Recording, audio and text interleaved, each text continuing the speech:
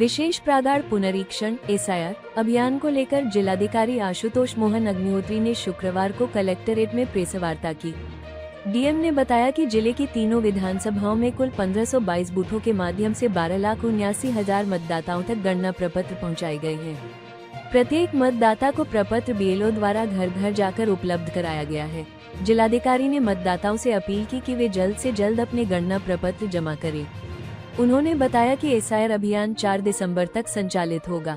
DM ने कहा कि मतदाताओं को जागरूक करने के लिए कलेक्ट्रेट सहित विभिन्न स्थानों पर नुक्कड़ नाटक प्रस्तुत किए जा रहे हैं ताकि सही जानकारी देने के महत्व को जनता तक पहुंचाया जा सके। भारत निर्वाचन आयोग के मार्गदर्शन में मतदाता सूची की विशेष प्रगाढ़ पुनरीक्षण कार्यक्रम चल रहा है।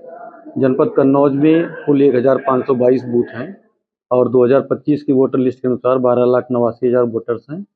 इन सभी को हम लोगों ने गणना प्रपत्र बीएलओ के माध्यम से उपलब्ध करा दिए हैं, बंटवा दिए हैं। इस समय गणना प्रपत्र वापसी का समय है।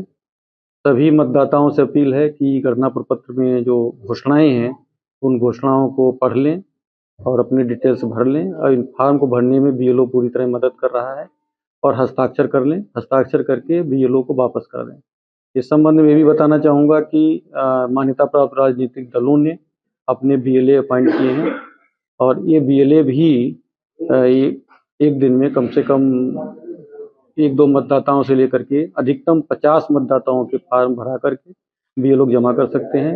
इसमें ध्यान ये देना होगा कि बीएलए का इसमें व्यक्तिगत उत्तरदायित्व होता है कि वो फॉर्म को सही प्रकार से भरा लें और उनको ऑथराइज करें कि उन्होंने व्यक्ति का परीक्षण कर लिया है और अगर सही फॉर्म आते हैं तो उनको भी जमा करने का प्रावधान है।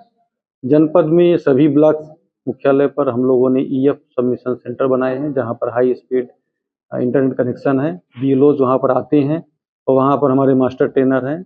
अगर कोई कठिनाई किसी बीएलओ को हो रही है तो मास्टर ट्रेनर उन समस्याओं का निराकरण कराते हैं और बीएलओ को समय समय पर ट्रेनिंग भी देते हैं ताकि उन्हें कोई कठिनाई न हो और हमारी त्रुटि रहित मतदाता सूची तैयार हो सके। सर, जो गलतियां फॉर्म भरने में होंगी उनको कैसे सही किया जाएगा, कैसे वो लोग सही कर सकते हैं, कहाँ से जानकारी लें? इस संबंध में हम लोग स्वीप का भी कार्यक्रम चला रहे हैं, मतदाताओं को जागरूक भी कर रहे हैं। अभी आप देखें कुछ नुक्कड़ नाटक भी हम लोगों ने तैयार किए हैं और फॉर्म कैसे भरा जाएगा इसके बारे में समय समय पर मतदाताओं को अवगत करा रहे हैं।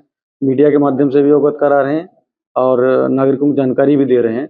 यदि फिर भी कोई गलती हो रही तो बीएलओ उसको सही करा लेगा मतदाता से और उसके बाद भी कोई गलती हो रही तो दावे और आपत्तियों के समय भी हम लोग उसको करेक्ट करा सकते हैं। लेकिन मैं उम्मीद करूंगा और सभी से चाहूँगा भी कि हम लोग सही प्रकार फॉर्म भरें, घोषणा जरूर पढ़ें, क्योंकि अगर गलत घोषणा हुई तो फिर भारतीय लोक प्रतिनिधित्व अधिनियम के अंतर्गत उसमें कार्रवाई की जा सकती है। इसलिए मतदाताओं से अपील है कि घोषणा पढ़ करके ही हस्ताक्षर करें। सर, ईपीआईसी संख्या को लेकर जो है इस समय भ्रम सा फैला हुआ है, तो ये क्या संख्या है, थोड़ा सा स्पष्ट? ये मतदाता पहचान पत्र संख्या है और 2003 की वोटर लिस्ट हो चाहे 2025 की हो, हर वोटर लिस्ट में मतदाता पहचान पत्र संख्या होती है और संख्या यूनिक होती है, बार बार नहीं बदलती है। तो उसमें कोई भ्रम नहीं है और अगर एपिक नहीं किसी को याद है तो उसकी कोई चिंता की बात नहीं है। इस समय कोई भी डॉक्यूमेंट लेना मैंडेटरी नहीं है। बीएलओ कोई भी डॉक्यूमेंट लेने के लिए मांग नहीं सकता है मतदाता से। केवल उसको ध्यान रखना है कि सही डिटेल्स भरे हों और मतदाता के हस्ताक्षर अवश्य उस पर हों। इन केस मतदाता नहीं है तो परिवार का उसका वयस्क सदस्य भी हस्ताक्षर कर सकता है और बिना हस्ताक्षर किया हुआ कोई गणना प्रपत्र नहीं लिया जाएगा। सर, लास्ट डेट क्या है, कब तक इस फॉर्म को भरा जा सकता है? इसको 4 दिसंबर तक हम लोग ले रहे हैं। 4 दिसंबर के बाद आगे अगली कार्रवाई शुरू होगी। 9 दिसंबर को इसमें ड्राफ्ट पब्लिकेशन होगा। राजनीति हो या क्रिकेट, देश विदेश की ब्रेकिंग हो या आपके मोहल्ले की बड़ी खबर, सब मिलेगा एक ही ऐप में, सबसे तेज और भरोसेमंद।